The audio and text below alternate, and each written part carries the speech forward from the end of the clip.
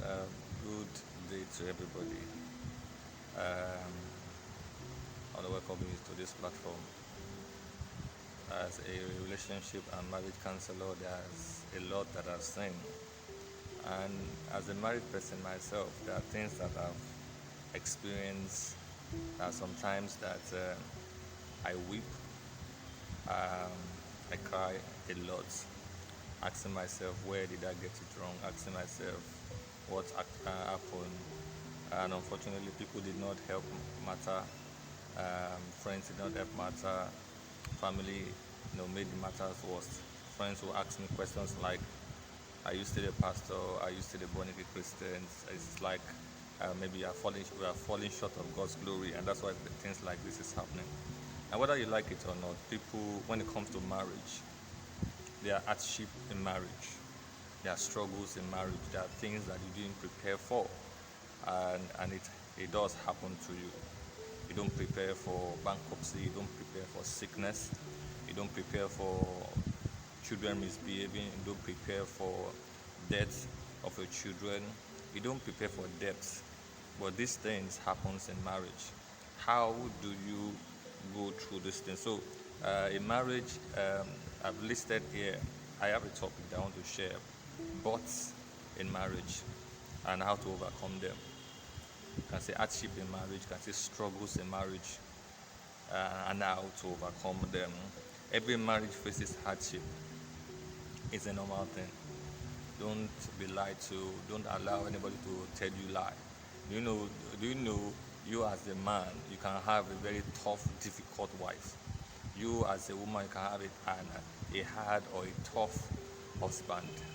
He wasn't like that, or she wasn't like that before. All of a sudden, it just changed, and it's not the devil. It's just things that happens in marriage. I'm sure you remember your vows that says, as a Christian, for better, for worse, in sickness and in health, for richer, for poorer. Because these days, many are throwing that into the trash. Many Christians are throwing that into the trash, and they throw in the towel, say, I give up.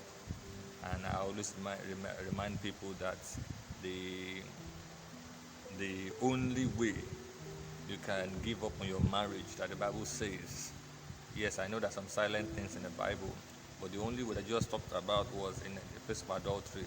And I always put the clause, because the same Bible talks about forgiveness, forgiving ourselves 70 times, 77 times, meaning 419 times. And you'll be an immature person, a weaker person, for you to begin to count your spouse offenses. This is the 100th time, so this is the 10th time you have offended me. Isn't something's wrong? And I'm sure Jesus was trying to tell people that you should learn to forgive and forget. And that's why love has areas. And love is characterized by forbearance, is characterized by tolerance, is characterized by forgiveness. As in, you must constantly forgive each other. So whether you like it or not, there are buts in marriage. So today I will just say one or two things about them as time permits us, and then how to overcome them. Number one, that is so peculiar, not in Africa, not in Nigeria alone, all over the world, is financial struggle, financial buts, financial problem, financial challenge. And I says when it comes to money aspect, it's so much enormous, because without money, a lot of things will go wrong. And then this area is another sensitive area. Um, the stress associated with money problems can be overwhelming, but in the end, it's only money, and money has no power over your commitment to your relationship.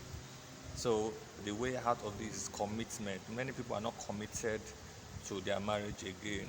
They are living a single life, even though they are married. So what is the way out of this financial buts? What is the way out of this financial problem of your marriage? Commit to a plan. Many marriages today don't have a plan. They get the money and they spend it anyhow. I and my wife, one of the things I will do every month is, not even every month, let me say anytime we just remember that there's a list that we have We put things down, and then we begin to prioritize. Okay, is this one important? Is this one important? Okay, you need money for business, or you need money for clothes. Is it important? So on a scale of preference, we commit to a plan on how we spend the little that comes to our hands. We don't just spend it anyhow. Okay, when we have like 10,000, I just blow it on turkey and then flex up and down. No, commit to a plan of what to spend for the house. Commit to a plan of what to spend for yourself, individually or collectively. Commit to a plan to what to spend for the children. Okay, how much is entering? How much are we going to be spending? Or can we even save out of this money? Many today don't do that. In my home, what we do, we have a single purse that I am the person that is in charge at this boss, but somebody spends the money, and that's my wife and the children. We have a single purse. So commit to a plan. That's one of the way out of struggle, a financial struggle, financial but you should learn also to commit. Sit down with your wife. That's how to do. That's when we're talking about committing to a plan. Um, what can help to bring more money into the home? I and my wife will do that a lot, and for some time now we have been trying to bring our heads together on what we need. I'm in full-time ministry, she does secular job, you understand? So sit down together, commit to a plan, commit to something for the purpose of the home. Many husbands and wives are not together, they are living single life together. Another, when we commit to a plan, like in my home, commit to a plan, I'm not I'm not in competition with anybody. So the way I dress, the things I put on, yes, I can't wear rag, but I live a simple life. Many today are competing with the world. Many Christians today are competing with the world. Many Christians today are competing with people, their colleagues, their family, the best cars, the best house, all those things like that. I am not in competition with anybody. So I live a simple life. Sometimes some people see me and they expect that maybe the wristwatch I am using maybe it's 10,000 or 20,000 naira, and I tell them, if you see any wristwatch on my body that is 2,000, 3,000 naira, then something's wrong with me. For now, I can't afford it. Now, it's not I'm trying to rubbish myself. I try as much as possible to live a simple life. And same thing goes because as a guy in charge of the house, everybody follows what I do. I live by example. Now, I am not saying I can't spend. I take my family out, but I don't live my life just anyhow. I try as much as possible, make my own comfortable. Also, I try as much as possible to live a simple life. I don't want to use a car that is expensive, that at the end of the day, the car is killing me. That what is entering to the hands is what I'm spending for the car. I can't be living in a house that I know that my salary cannot, that I'm not even collecting salary, that I know that my income is not capable to feed. Some people are, if you calculate how much enters their hand every month, it's about, let's say, 200,000 naira, and they are living in a house that is 500,000, 600,000. How will you survive it? How will you pay house rent? They begin to struggle, you begin to call people, the person they're not going to call, you begin to put hand when you're not supposed to put hand into. Now, yes, I'm not saying you can't dream big. I dream big. I'm not saying you can't live a good life. I can assure you I'm living a good life. But I live a simple life because my life is not patterned to anybody's life. My life is patterned to what God tells me to do. I'm not jump starting my life. Many Christians today are jump starting their life because they are in competition with one brother, with one sister, with one colleague, with one family. So, way out of financial but is number one, commit to a plan with your spouse.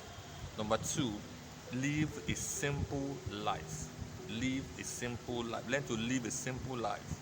So if it is, now this is serious. So if your money that enters your hand can only afford to eat kote fish, please do.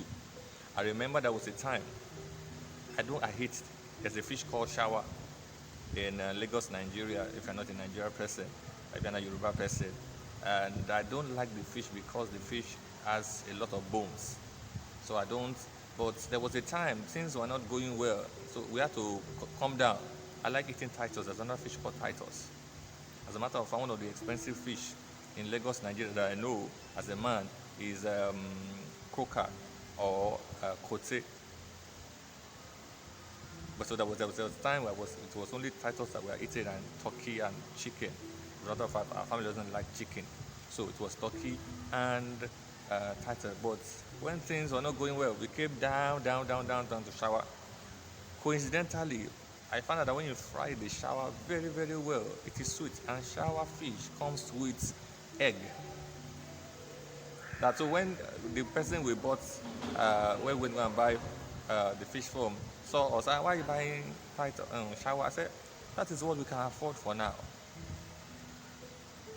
You understand? But many today will say, no, it is, they will keep doing those things and then they'll be struggling financially with it. So please commit to a plan, live a simple life. Then number 3, way out of financial struggle or financial burdens is never keep financial secret from your wife or from your husband. Many today, their problem financially is because they're keeping secrets. Coincidentally, I hear people say, what is mine is mine. So they can build a house outside of their spouse doesn't know. They can earn money, they get money outside of their spouse they don't know. So they are living an individual life, even in the home. So please, the way out of financial struggle is 1, commitment to a plan. Put a plan in place to make you go out, to get out, to combat that financial struggle. Live a simple life. Number 3, stop keeping secret from your spouse, whether your husband or your wife. Number 2, which is the last one for today, is one of the challenges that I see today is among when it comes to marriage is sickness. Or before I talk about sickness, let me talk about depression, because with the recent tide of things today, the pandemic ravaging the world, there's a lot that is happening. Depression, everyone goes through depression, whether you like it or not. Why? For the fact that you are expectant, for the fact that you want certain things to be done and you don't get it. Automatically, as a human, you begin to bother, you begin to worry, you begin to feel anxious, anxiety, come into place, and that's it. Before you know it, depression, slips in. Everyone goes through depression. The blues are times in our lives. Here again, it's about having the heart of a servant, about going to the extra mile, about putting the needs of your husband or your wife ahead of your own, looking to God for source of happiness. Be a conductor of joy to your spouse and seek medical attention. Everybody goes through depression because we all are expecting something. Yours may not be money, yours may be children, yours may be a good job. Different dimension of things that we expect, and if you don't get those things, depression steps in. So what do you do about it? What is the way out? Unfortunately, many today, before they enter into marriage, the expectation is their husband will make them happy or their wife will make them happy. And I always tell you, if you're not a happy person, if you as a single guy, as a single lady, you're not happy, there's no how your husband cannot make you happy. There's no how your wife cannot make you happy. The only source of happiness is God. So the way out of depression as a man is turn to God. Secondly, the way out of depression truly is to turn to your spouse, because two of you, Bible says, two shall become one. And another scripture talks about when one lie together, it keeps the other person warm.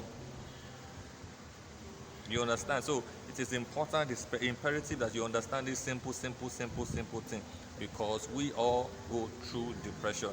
I always boast about my testimony because there was a time I was so depressed because of the things that the world threw at me, that I tried so much hard. I didn't, it wasn't hard for me to get rope to put on my neck to commit suicide, but I overdosed myself, used drugs, because I wanted to end my life, because I was asking myself, why should I be going through this?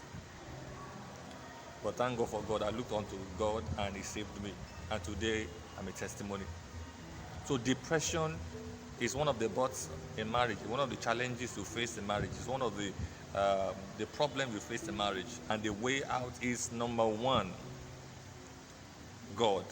Number two, find happiness in your home.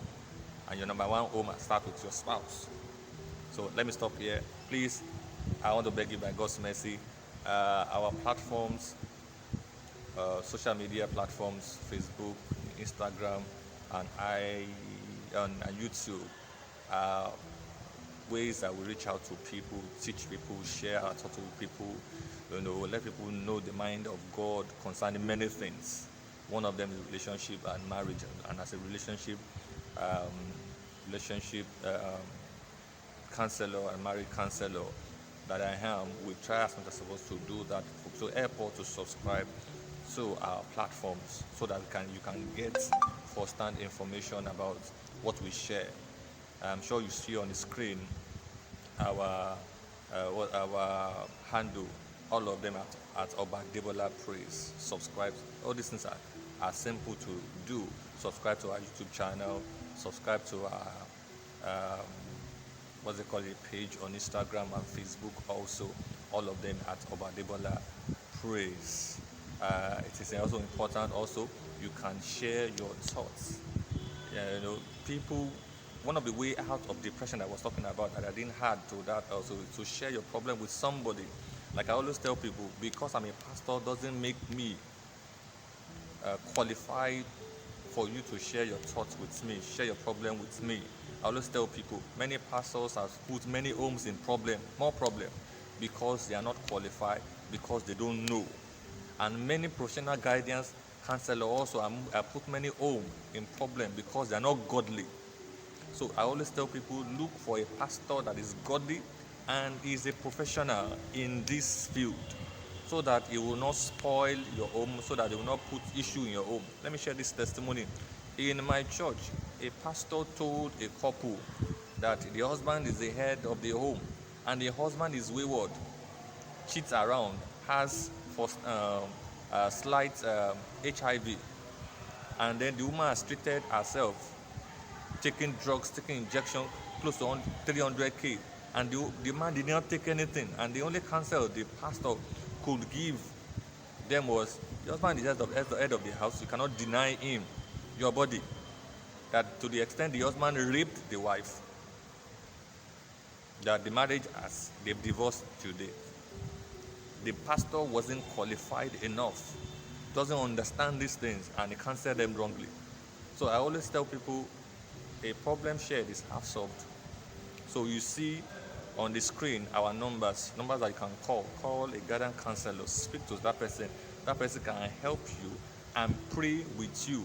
I always tell people, prayer is not the only thing you need. Many people are praying today, and I always tell them, look at there's a scripture in the book of James that talks about people pray amiss. You pray a lot of nonsense. The Bible says, be careful of what you use your mouth to say when you come to the house or the presence of God. Many people are just opening their mouth and saying, and what they're saying, they're always complaining. So look for a guardian counsel. So on the screen you see our numbers, our details. Call somebody. Call the numbers. That person will counsel you, fix the time for you. It can be on online counseling. It can fix like a time you can come to the office, can fix a date, so it can talk to you and then pray with you. Finally, there are programs that we have also on-site program. There's one coming up in November. We need support. So you see on the screen also our details that you can pay after this video. At least can pay what you can for us. And I also say people, be a covenant partner of the Image Makers Ministry. Our ministry is a fertile ground that can sow your seed on. You can sow your seed. And for the events on that day, there is a verse that we printed. It will go for 2K. The reason for the verse is for us to be unified, for us to also preach Jesus Christ with what is written on the verse. The program is the outpouring street party praise, because it will not be done in the church, it will be done on the streets. And the theme is wonders of worship. Want to teach people, want people to experience God on the streets. The Lord bless you once again. Join me again, same platform, as I continue on the problem, challenges of marriages and how to overcome them. Thank you. Shalom.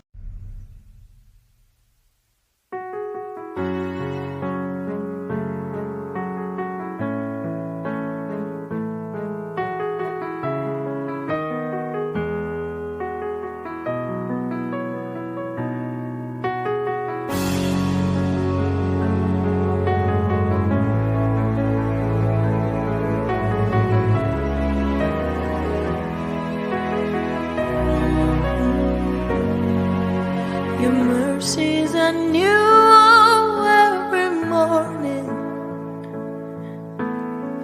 This is everlasting. This is never ending. Your covenant is sure. Your kingdom has no end. This is everlasting. Ọba alánú, Ọlọ́run ìyanu, ní gbogbo ọ̀nà ẹ ṣé o. Ọba alánú, Ọlọ́run ìyanu, ní gbogbo ọ̀nà ẹ ṣé o. From my cradle days, I have never seen you forsake your beloved. It is not what you do. Now I'm older, I clearly see that. Oh, your banner over me is love. This is just who you are. Ọba alánú, Ọlọ́run ìyanu, ní gbogbo ọ̀nà ẹ ṣé o. Ọba alánú, Ọlọ́run ìyanu, ní gbogbo ọ̀nà ẹ ṣé o. You are word made flesh, manifesting our presence. Ní gbogbo ọ̀nà ẹ ṣé o. One who bore my iniquities, cross of Calvary paying for my sins. Ní gbogbo ọ̀nà ẹ ṣé o. Ọba alánú, Ọlọ́run ìyanu, ní gbogbo ọ̀nà ẹ ṣé o. Ọba alánú,